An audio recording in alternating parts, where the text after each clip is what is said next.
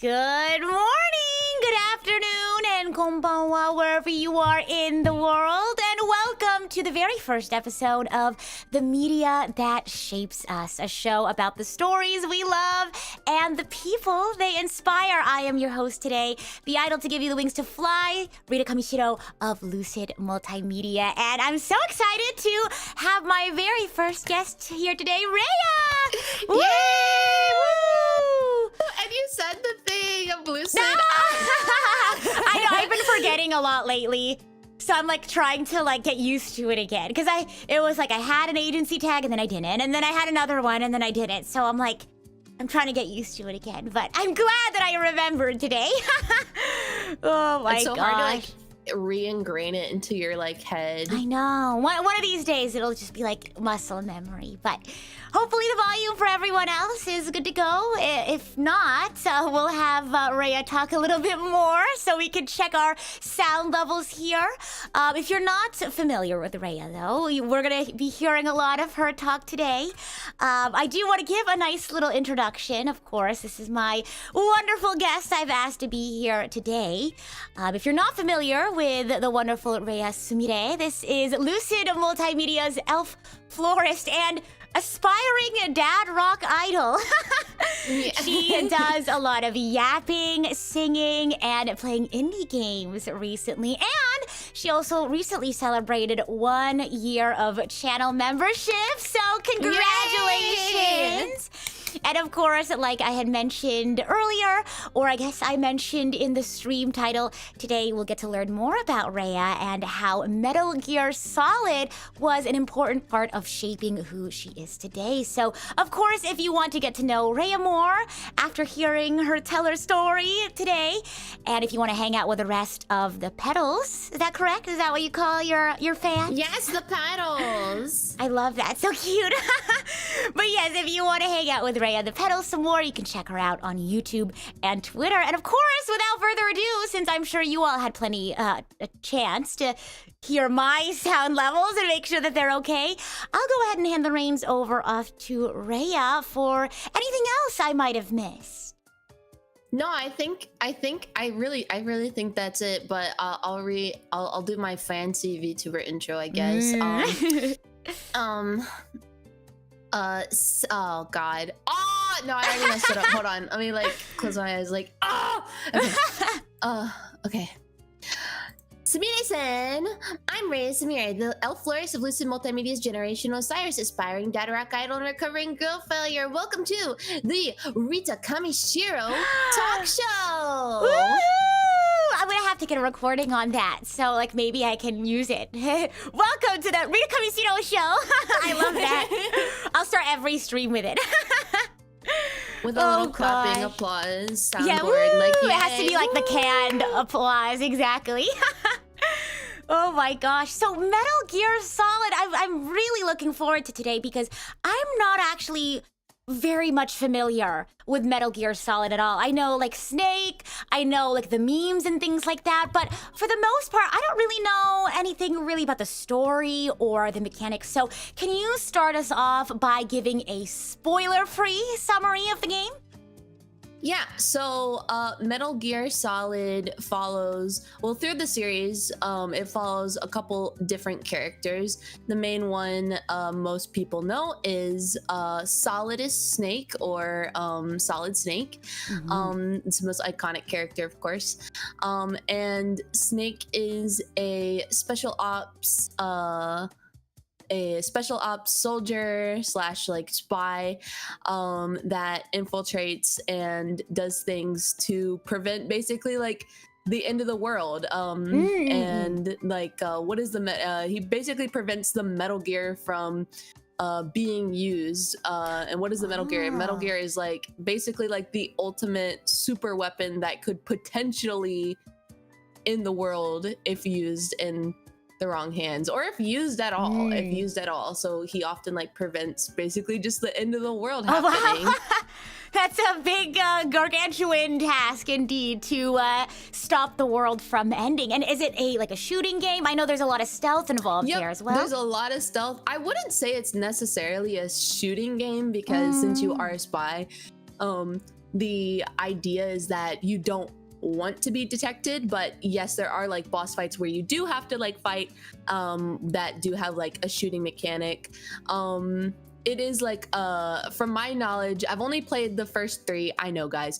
But I'm sorry, I played the original 2, so there was Metal Gear and then Metal Gear 2, and then I played those are on the Atari, and those are kind of those are like what do you describe those games? They're like very pixely. What do you call those games, guys? I don't know. I was gonna say low pixel game, but I don't think like low pixel game. Like, I don't know how to describe them because they're also like technically third person too. But anyways, like bird's eye view a little bit. But retro, retro. And then Metal Gear Solid 1, 2, and 3 are, and how many games are there? Third person. I believe there are, oh my gosh, I believe there are 5. You're almost there. You got a majority. I was about to say, I have played a little bit of Sons of Liberty, but there's like, that game is very much completely different from all the other ones. There's a lot of like button mashing in this one, and I have really bad carpal tunnel from playing rhythm games my entire life. It'll do that to you. I literally can't play that game unless I were to like install like a cheat engine to have like the turbo button mashing. Like you just press it and it just turbo slams it for you. But like that's so fun.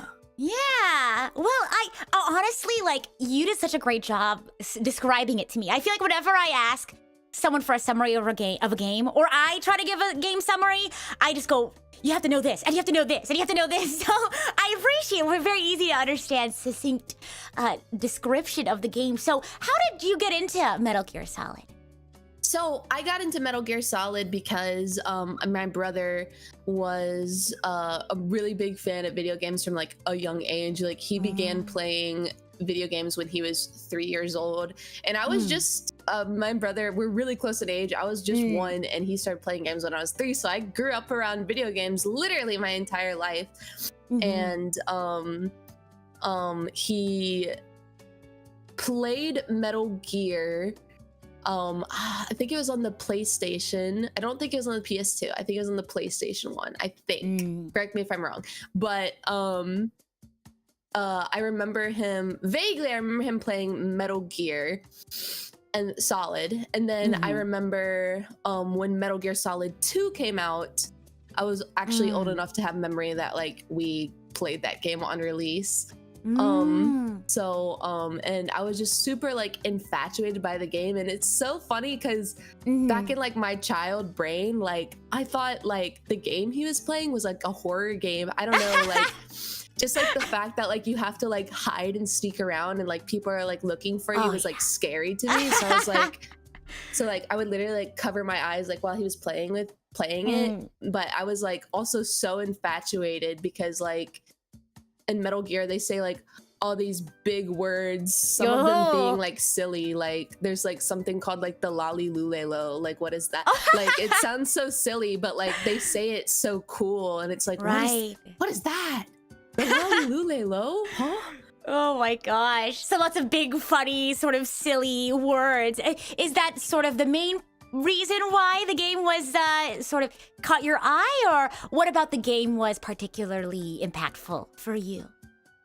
So I think the game was like really impactful because when I was growing up, especially Metal Gear 2, especially Metal Gear 2 because that was the first one I really remember. I didn't actually get a chance to play Metal Gear Solid 1 until I was a little bit older, and I just kind of fished out our PlayStation just to like play it myself. Metal Gear 2 is like really impactful for me because it kind of showed how it kind of tackles, and this is the game series as a whole, but Metal Gear kind of tackles how why, like the idea of like why soldiers fight and like what do soldiers fight for, and do soldiers like fight for themselves, or do they fight for like a moral that has been projected on them, right? And that was like really interesting. Even at like a young age, I could kind of understand like the concept of like you should do things you want to do because that's what you want to do instead of like doing something you think is right because it's a projected moral onto you. Right. I guess like free thinkers, right, guys? Like free thinkers. Don't be a sheep. Be a wolf. Like. Yeah. Oh my gosh. No, I was about to say, like, you were very young when you got into Metal Gear, and you're sort of tackling this very existential question, like, why do we do what we do, and how do we know that we're not just doing something because someone told us, or what have you. So how did that, like, sort of, I guess, express itself in your life, maybe as a young girl, or maybe as you started growing up? How did that really start to showcase itself in your life? So if for anybody that doesn't know, I'm autistic. And it really like lived with me for like my life, literally and figuratively. But like oftentimes, like when you're autistic, people tell you what is wrong and tell you what is right. A lot of times you don't have like things like social understanding, or like, you know, like if I do things that are wrong, or if I say things that are wrong, like why is that wrong? Like am I actually being weird, or like am I around the wrong crowd? Like stuff like that. Like especially like when I started liking things like anime, or like for me in middle school it was My Little Pony. Nice. Oh my gosh. And a lot of people thought I was really weird for liking that, and it made me feel like, I don't know, I was weird. And so I started to like not like myself because I thought I was weird. I thought I was weird, and the things that I liked were weird. Anime, My Little Pony. And so like games like Metal Gear Solid really stuck with me because it taught me like, are these things like actually weird, or is this just some like sort of like perceived like social value that people are projecting onto me? Right. It kind of makes you, it sort of peels back that layer of, like you said, social expectation, things like that, and it really hammered home that idea of like, maybe I should question sort of how things are, right? Question the status quo. Maybe you shouldn't take things at face value. So exactly.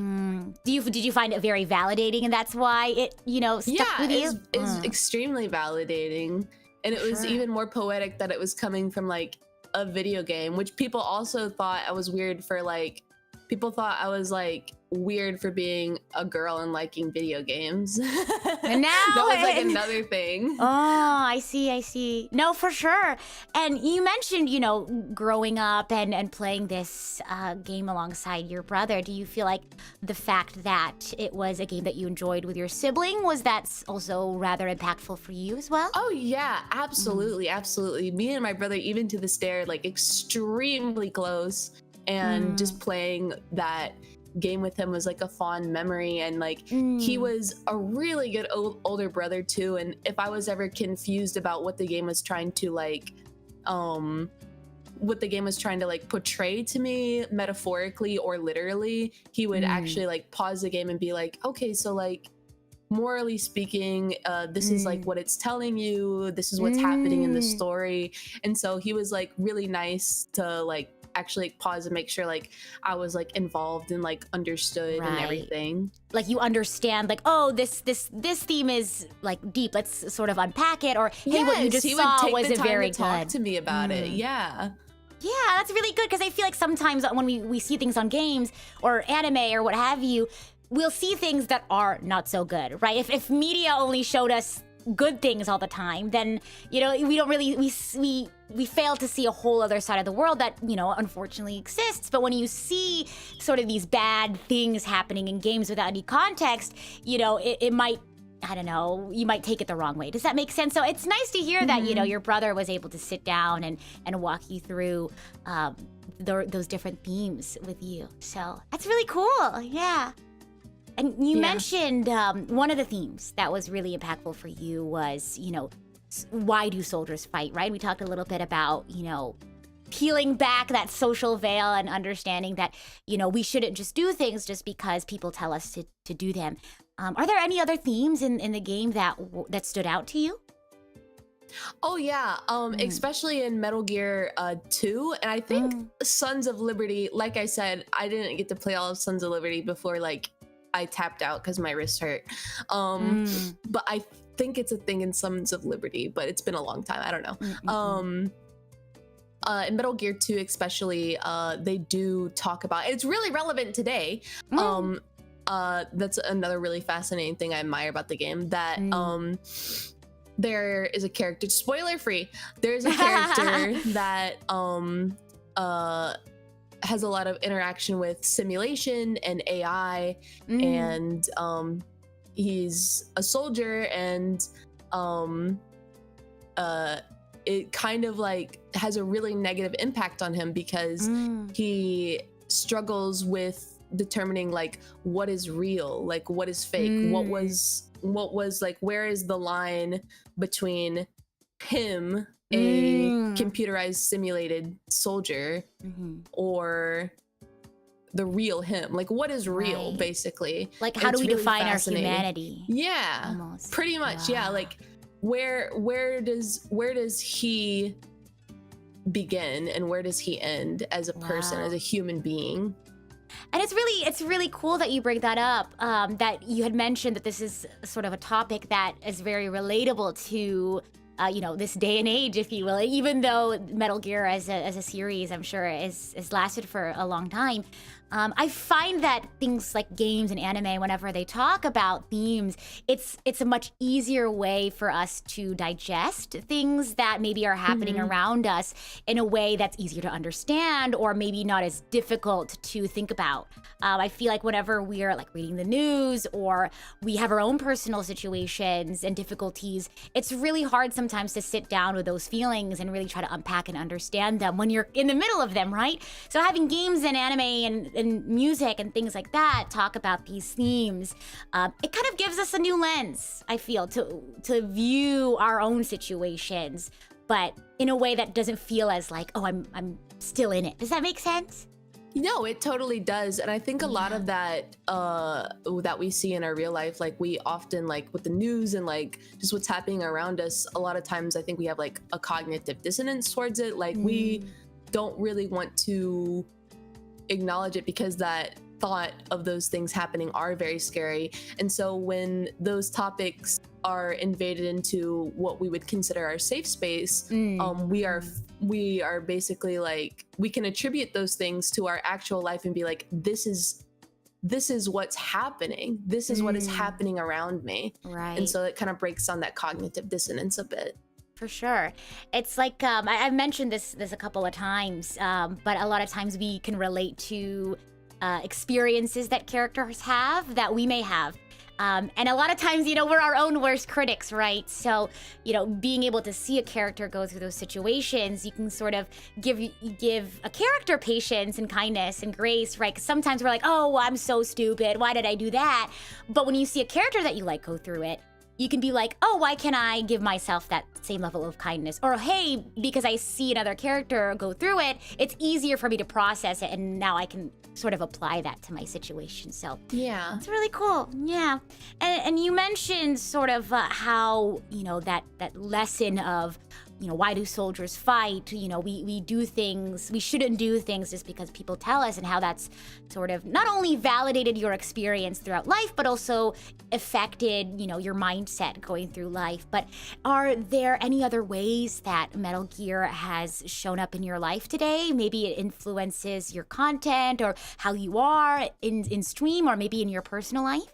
Oh yeah, I probably for sure wouldn't have like been a streamer or a singer or a content creator without it. I know a lot of my community knows that Metal Gear 3 has like a really big impact on me because it contains the song Snake Eater, sung by Cynthia Harrell, who's a huge inspiration to me. I think she sung for that song. I think she also composed it. I'm not entirely 100% on that second thing, composing it, but I could see her composing it because she does compose her own music. But I was really infatuated by that song as like a child. And at the time, I was taking opera lessons. Ooh. And it made me like realize like, oh, like I do really love opera, but the way she's singing, like I want to sing like that. I want to sing what she's singing, and that is like jazz. And I would have never started really singing or trying to belt. I mean, I'm self-taught for belting. Nice. And, yeah. Wow.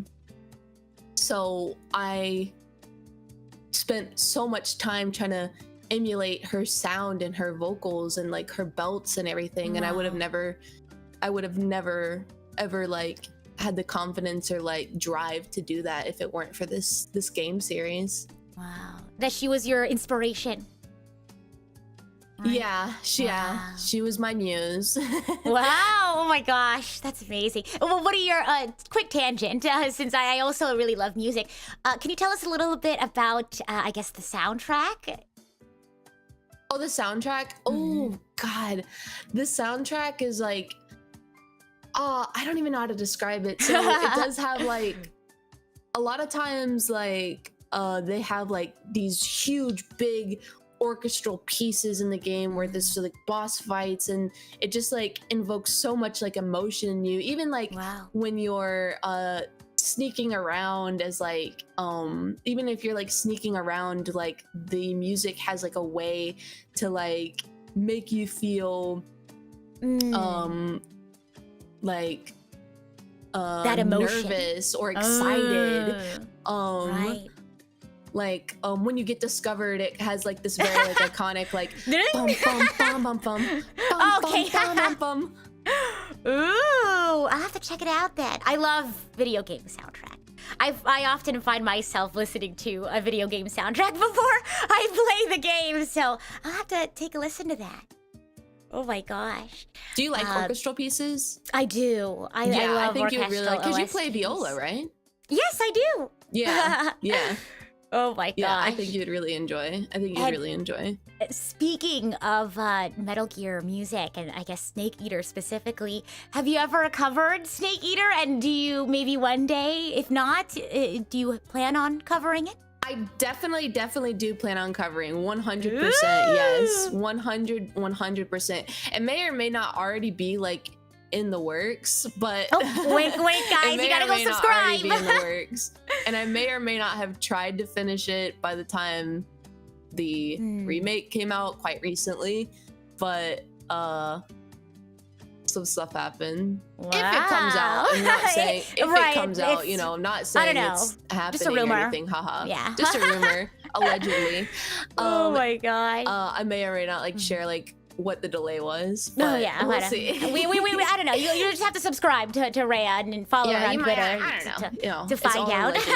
It's all a legend, yeah. Oh my gosh. So moving away from the music, I just had to throw in a music tangent there.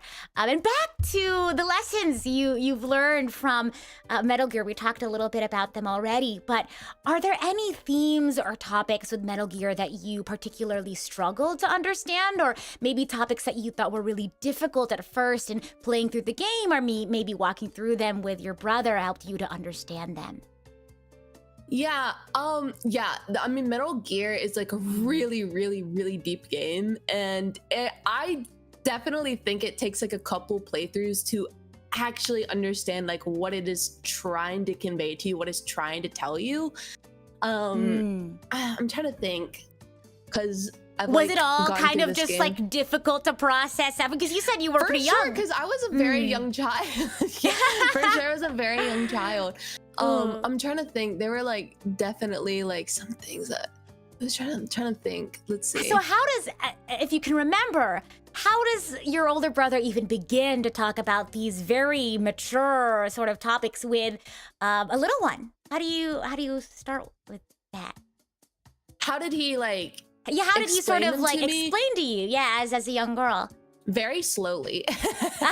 My brother like never baby talked me. People on my channel knows that like like I've told multiple stories about him, like how he was telling me how he like used to troll little kids on Halo and he would like describe to me like how he's doing this. So he never like babied me.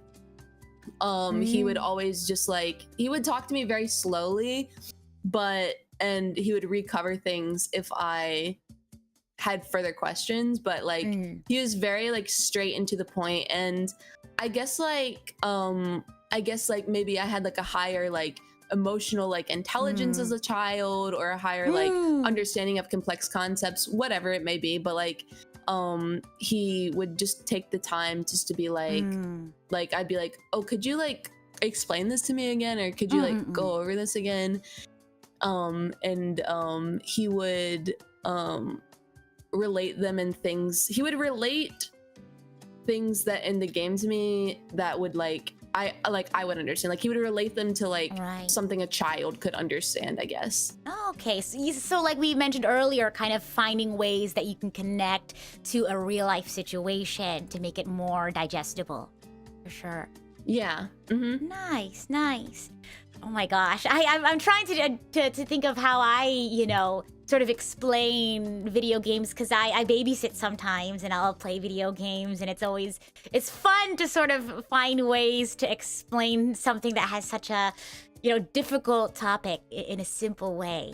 But I feel like in a way, being able to play these difficult topics in games, or watch them in anime, or listen to them in songs almost makes it easier to understand like real life things. So it's an interesting sort of dynamic there. But yeah, I kind of want to take a moment real quickly, a pause, and ask anyone out there if there are other fans of Metal Gear Solid. Do you have a similar connection to the franchise as Reiya, whether it's sort of real life experience or a connection to some of the themes they talk about in the game? And if you have any other lessons that you've learned as well, I'd love to hear them. We'd love to sort of explore those. But for those who aren't fans of Metal Gear Solid, I want to take a second. We'll do something fun for Reiya here. How do you want to pitch Metal Gear Solid? How are you going to convince folks to check it out today? Maybe not today, but... No, today. Not today. Yeah, you gotta go buy it right now. Well, I would say like I genuinely think it's like an enjoyable game.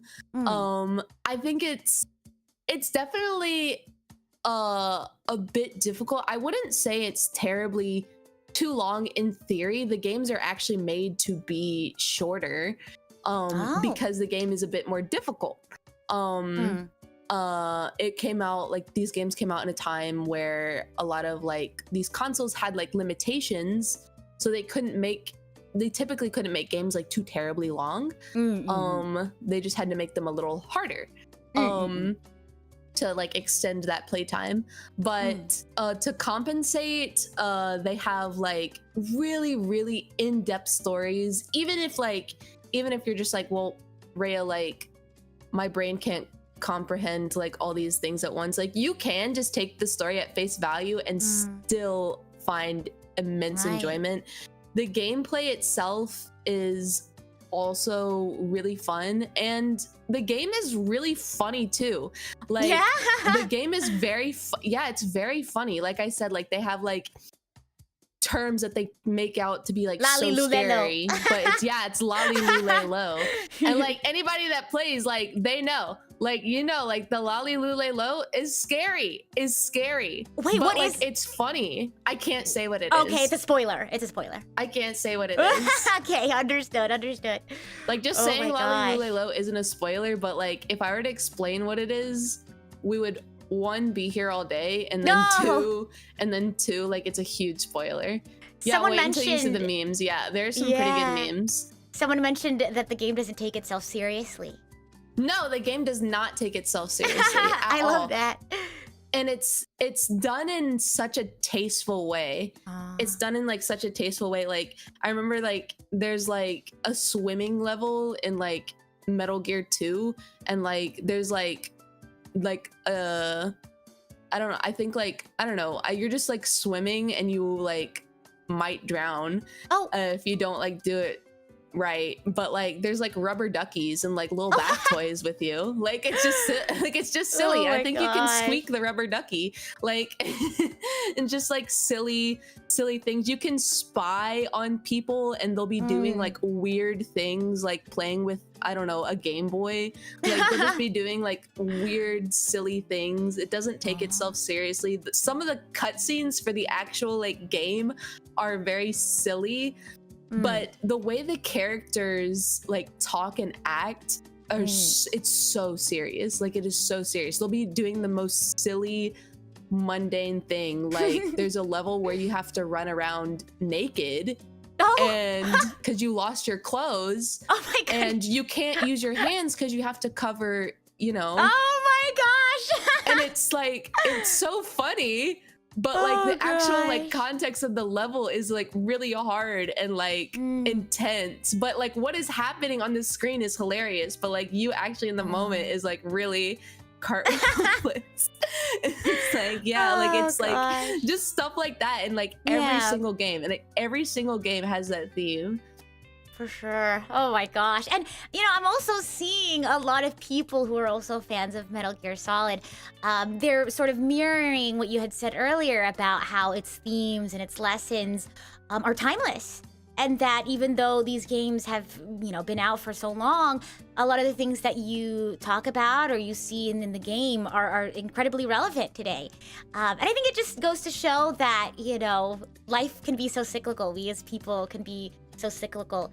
And I find that watching anime or playing games and things like that, we can often remind ourselves of things that maybe we forget about ourselves as humans, right? What are your thoughts on that? Say that again one more time. Of Sorry. course. No, you're totally fine. It was a long sort of rambling, wasn't it?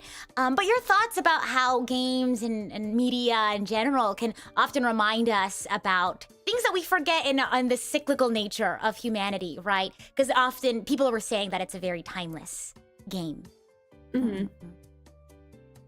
Yeah. So, what are your thoughts on that? So what makes a game so timeless? I'm sorry. No, you're fine. Just what are your thoughts on media allowing us to revisit, I don't know, themes of humanity, of society again? I don't know. Oh, I see. Yeah. Thoughts on, okay. Yeah. I think it's I really wish there were more games like this, because like I said, like as you can see from people in the chat, like there are so many people that they agree like it has such like an impactful value.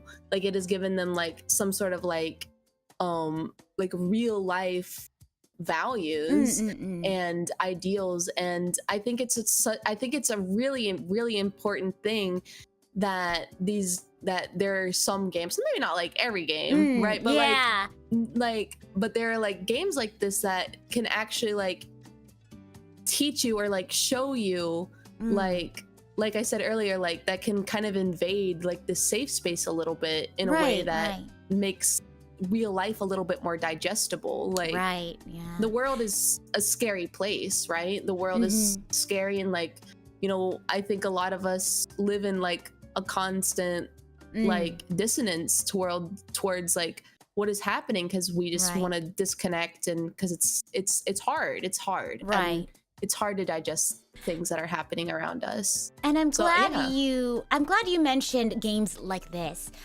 because I feel like it's important that we have, you know, all sorts of genres and ways that we explain these themes, because these themes are very important, right?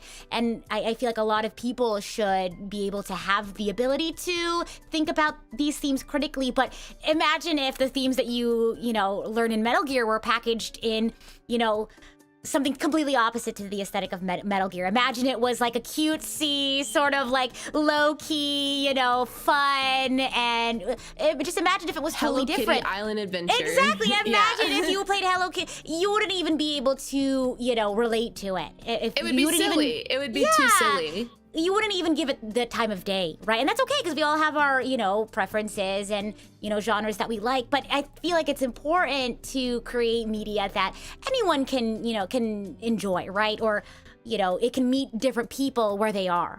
You know what I mean? Yeah, exactly. Yeah.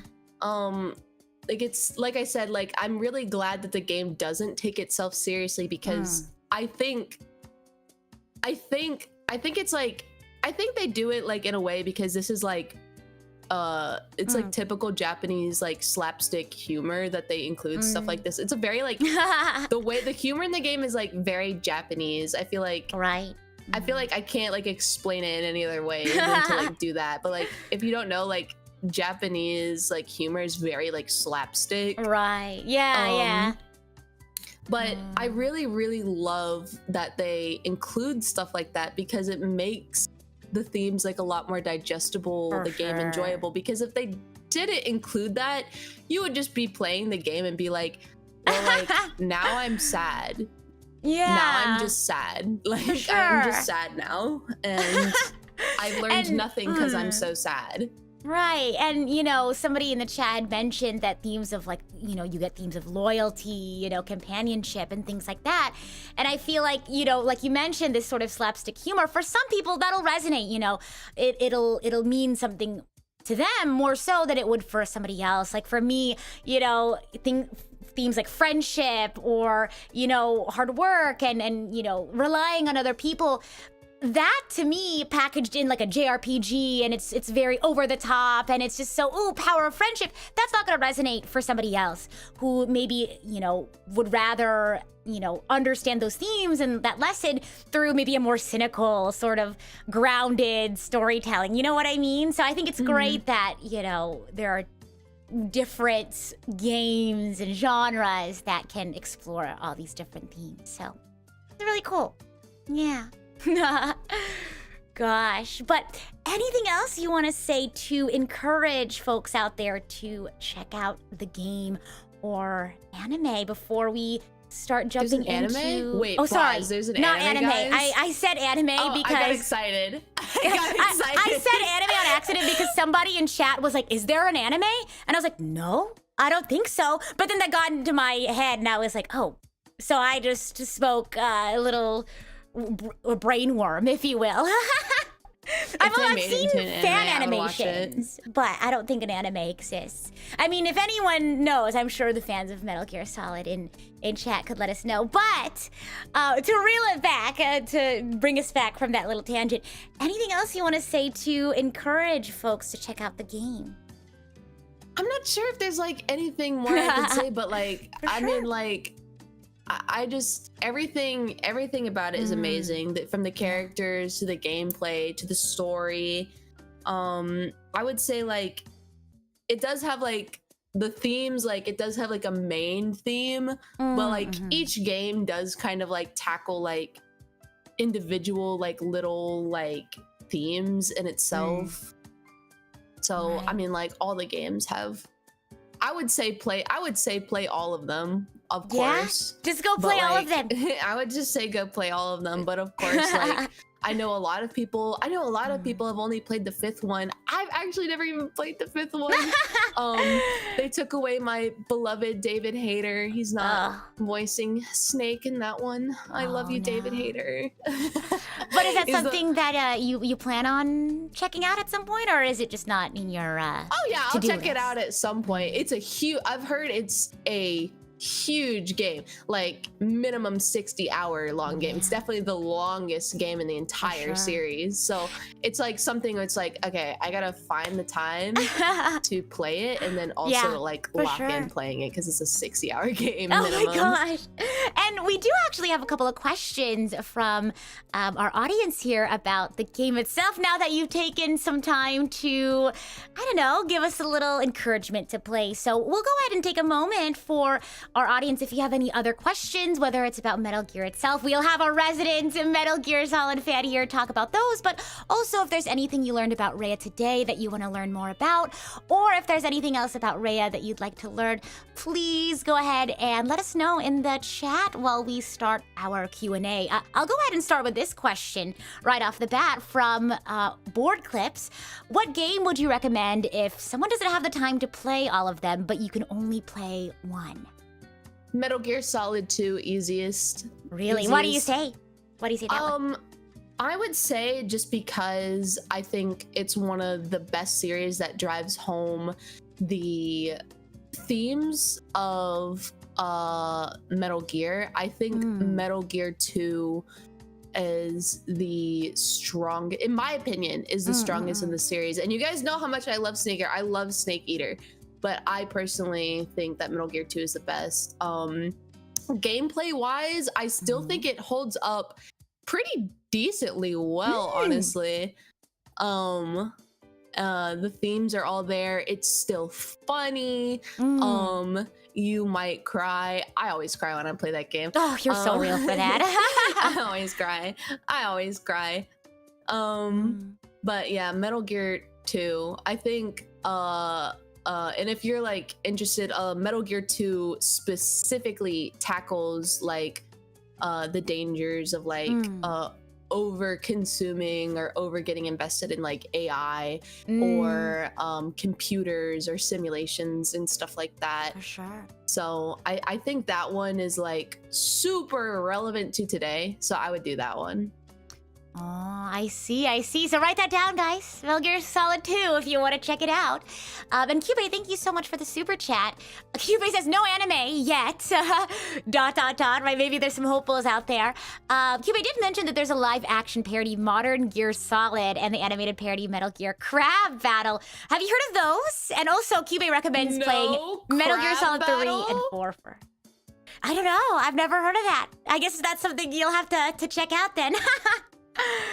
Oh my gosh. Copy and paste this and put it in a doc so I remember to Google it later. Oh my gosh.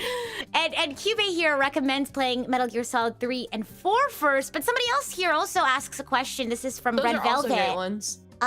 Red Velvet asks, do you recommend going chronological or release order? So can you tell us a little bit about that? That is a really great question.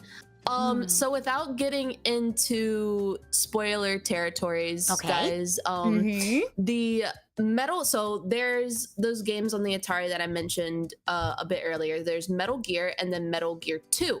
Those are the games on the Atari, I believe. Those games do, I believe, happen in chronological order, those games specifically. However, the Metal Gear Solid series, so if it's in 3D, that is the solid series. Because they're solids, not liquids or gases. They're not flat anymore. Understood. But those games do not necessarily happen in chronological order.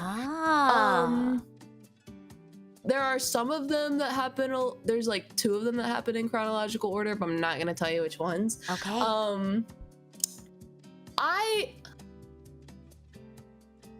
So I guess this is like more a preference to yourself.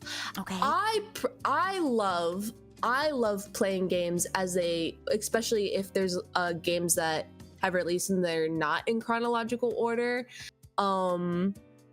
I like playing games in release because I like seeing the puzzle pieces come together. Sure. Slowly and gradually. But if you would rather have the story more laid out for you without trying to like piece together, this game happened before this game, etc., etc., then I would play them in chronological order. That's more of just like a personal preference. I prefer to mentally try to piece them together myself, but you can play them however you may. Plus, if you play them, additionally though, if you do decide to play them in chronological or not not release order, not release order, you will get technically spoiled. Some of the scenes from the other games might not have like the whoa kind of impact, like so. But if that doesn't matter to you, if you'd rather have the story more like laid out, then that is totally up to you. Yeah. How about this question from Red Bernie? What are your favorite moments in the game? Maybe pick one of your favorites. I know, it's so tough to pick just one. I know. Really tough. Oh my gosh. Maybe just a few then. I'm trying to, the hard part about that is trying to pick a moment staying spoiler free. Oh, True. I can cover my ears and look away. Let's see. I can pick one. Okay. I don't know. My favorite moment in the game might be a little vulgar. Slightly. I will close my ears and look away. Yeah, close your ears. So, okay, my favorite moment in the game comes from Metal Gear 2 when Raiden, when the Is it spoilers or no? And, not really. Okay, when the president of the United States thinks the main character is a girl, and so to check this, he literally just runs up to the main character and grabs him by the crotch, and he's like, "Wait a minute, you're not a girl." Oh my goodness. And so why is this one of your favorite moments? Is it sort of that callback to... It's kind of random. Yeah. You had mentioned the game is like that, very random, doesn't really take itself seriously. You think that moment, among many others, is, indicative of that? What was happening 5 seconds before is that they were in a life or death circumstance, and then all of a sudden there's that. It's super intense, tension is really high, and then all of a sudden you're like, bam, what? Why'd you do that? hand to the crotch. What? Oh, Huh? God. Huh? For sure. Yeah, no, you weren't kidding about, this game being very random sometimes, so. Gosh, I bet you had a... Wait, so you were, younger when that happened? I thought it was hilarious when I was younger, too. Gosh. It never gets old. It For never gets old. It's one of those things that will forever be funny. It will always be funny. Was your brother laughing along with you, or was your brother okay, well? Yeah. That is we thought it was funny. Really funny. That is so funny. If I was in your brother's position, I'd be like, oh my gosh, I would have been so flustered. Oh my gosh! But I'm glad you guys were able to, laugh it off and things like that. So, gosh, but oh my goodness, we are we're rather close to the end of our very first show today. Sad to say, I feel like time flew by so quickly. I really enjoyed, getting to learn more about you and how Metal Gear Solid has influenced you in your life. I really enjoyed the topic about how Metal Gear Solid talks about, why soldiers fight and why and how that taught you, not to follow the status quo and not to just roll with things just because people, said so. I think that's the part that really resonated with me the most. I want to know from the audience if there was any moments from today's stream that was, particularly impactful to you. Maybe a lesson or a topic or a theme that we talked about today that was also very impactful for you to hear about today. But yeah, I want to go ahead. Oh, I was going to say, I really enjoyed a lot talking with you about how these themes reflect on in real life and how important it is that these certain themes are put in video games in such a digestible way for everybody. Sure. I think that's really important to talk about. Absolutely. Yeah, and I hope you had a wonderful time. I know I did. I feel like I learned a lot about not just Metal Gear Solid. I'm actually kind of interested in seeing what it's like. I've only learned about Metal Gear through osmosis, right? Through being on the internet and being a video game fan. But now I think you've done a good job of, having me be intrigued by the series. I think some of the themes they talk about are definitely things that I like to think about. So I'm definitely gonna check it out. But yeah, I hope you had lots of fun today. What are your thoughts? My thoughts on the show, it was awesome. I get to talk about the most influential game on me. I love talking about it. It's such a great game. I wish more. I mean, it's already popular, but I wish it was one of those things where it's oh, you have to play. If you don't play this game, you're not a gamer. Right. I wish it was one of those things. Oh my gosh. And I feel like, honestly, if anything, it's that sort of energy that you have for the game that I think did the most heavy lifting, I think, for convincing me, and I'm sure a lot of other folks, to consider some of the topics that we've talked about today, and also consider checking out the game. So thank you for sharing your love for Metal Gear Solid with us today. It's been an absolute pleasure. But before we wrap up our very first episode of The Media That Shapes Us, do you want to take a second to once again let us know anything that you're doing on your channel, anything that's exciting coming up, things like that? I did just wrap up celebrating 1 year of membership, so thank you again to the Petals for that. I'm super excited to start playing horror games coming soon, starting this coming week. I'm looking forward to playing No, I'm Not Human, stuff like that. Next week we'll also be starting playing the Metal Gear Solid 3 Snake Eater remake, so I'm super excited for that. I've been trying to find time to play that, and I finally just decided, I'm like, oh, I'm gonna make the time. I can't. Make it happen. Make it happen. And I feel like a fan with so much energy like yourself, it's gonna be a really awesome time. So if you are looking forward to that, be sure to subscribe to Reiya.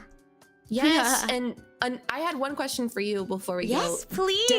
Did I make you interested?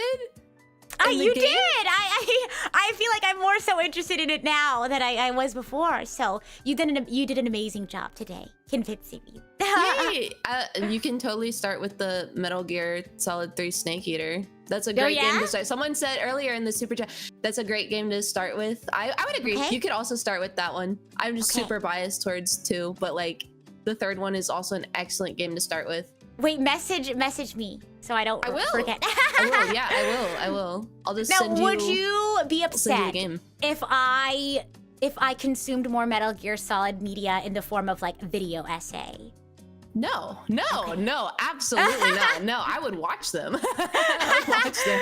Because I'm like I'd get my little wine glass and like put on my glasses, get my like cheese and crackers and be like, this is a fine night. Well, no, I mean like I would watch them, but I don't know if it's the sort of gameplay that I like, but I don't want that to be what keeps me from enjoying. Oh, you would just watch them? No, that's fine. No, I wouldn't be upset at all. I would not be upset at all. Like I said, like in Metal Gear 1, there's a lot of button mashing as well, or like there's one scene where that literally determines if you get a good ending or a bad ending in the game, and you have to mash the button a lot. I'm talking like for 5 minutes straight, and that is not an exaggeration. You have to mash the button as fast as possible, and I can't do that anymore. My wrists, I can't do that anymore. So I understand. Like, are you able to explain why without spoiling too much? Yeah, that's just so crazy to me. Like why? So like, it's gonna sound even crazier if I explain why, but like, but yeah, without spoilers, in the first game, you have to mash a button as fast as possible for like 5 minutes straight, with only about 3 seconds break. You only get a 3-second break 2 times. So, if you fail this, you get a quote unquote, it's like the bad ending, quote unquote. Where a certain character dies. Oh my god! And so, what in game is your character doing? Like, are you running for your life? Tortured. Oh wow! Oh my gosh! And you have to button mash for 5 minutes. That's crazy. Wow. Yeah. See, now I'm tortured. Like, that's. I can't recall any other game that's made me like do a task for like 5 minutes, like locked in like that, like pressing It's like a button. An old game thing. Like old games used to have like button mashing all the time. Yeah. I guess there's not games nowadays you can like stay still or be quiet. Like you can do that with games nowadays. But it's really interesting. Somebody had mentioned that it was very innovative for what you could do with gameplay at the time. What do you think about that? Forgive me, my mouth isn't gonna move because my tracking died. But it happens all the time. They know that I never turn my camera. I never charge my phone. That's so funny. Oh Lord. Well, we'll wrap up after this question. Then. Here, we'll do this.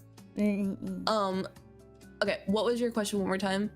Oh no, know somebody was just mentioning that like the game was very innovative for its gameplay at that time. Oh my gosh, super much so, because like I said earlier, like a lot of the games had like limitations to the console. So like for example, the first game technically all happens in the same quote unquote level, but the level is just a bigger level and you just have different things to do like around the level. You just go to like different areas around the level.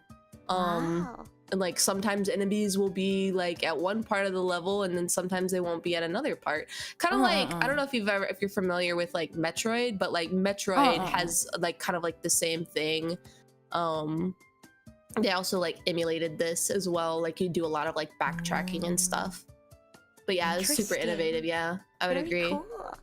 See, every single thing that you say makes me want to check it out more. But unfortunately, all good things must come to an end, and that includes today's episode as well. So thank you once again for being my very first guest and for being a part of the show.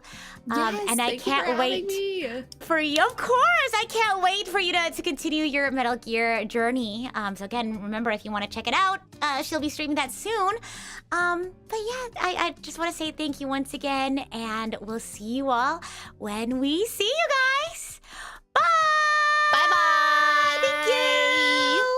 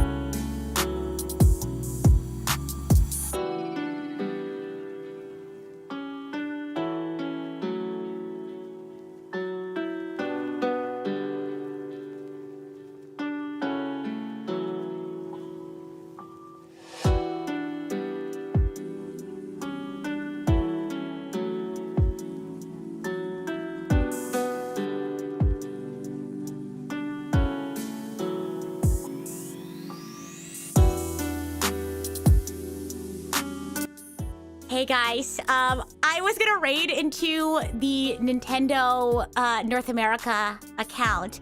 Unfortunately, I can't do that. But I wanted to take a second to shout out our wonderful mod of this channel, Shiny Hunter Zach, is involved with the casting for the Splatoon 3 North American League. I don't know if they have a specific like title for their event, but yeah, Shiny's gonna be part of that. All that fun, so be sure to check that out, show your support. And yeah, I'll find a raid target. I think Iku's streaming right now, so I'll see ya, bye!